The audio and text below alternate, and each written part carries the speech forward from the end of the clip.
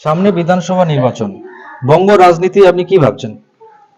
বঙ্গ রাজনীতি বিজেপি শুধু ভাবছে না, ভাবছে বাংলার মানুষ। মানুষ ভাবছেন যে পশ্চিমবঙ্গে আমরা যদি রক্ষা করতে না পারি, এবারের ভোটে যদি নতুন সরকার তৈরি না হয়, পশ্চিমবঙ্গ বাঁচবে না। পশ্চিমবঙ্গের শিল্প বাঁচবে না, পশ্চিমবঙ্গের সংস্কৃতি বাঁচবে না, পশ্চিমবঙ্গের শিক্ষা বাঁচবে না, পশ্চিমবঙ্গের স্বাস্থ্য বাঁচবে না।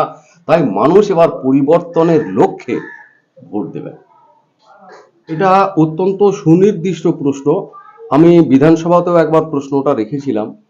আমি এটা আপনারা লক্ষ্য করবেন যে চীনের অর্থনীতিতে যে ডেভেলপমেন্ট, সেই চীনের অর্থনীতিতে উন্নয়নের অনেকগুলো প্যারামিটার রয়েছে। তার মধ্যে একটা ছিল এমএসএমই।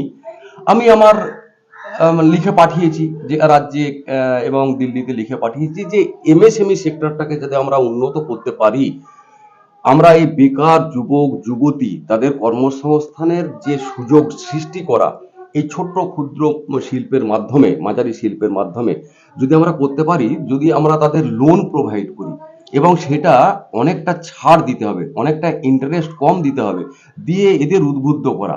বেশ কিছু ছেলে যুবক যুবতী তারা এই, আমি কথাও বলেছি মানুষের সাথে, তারা এইটাতে অ্যাপ্রিসিয়েট করছে। তারা বলছে হ্যাঁ, এটা যদি আপনারা করেন তাহলে আমরা এই শিল্পের মাধ্যমে নিজেদের প্রতিষ্ঠিত করতে পারবো।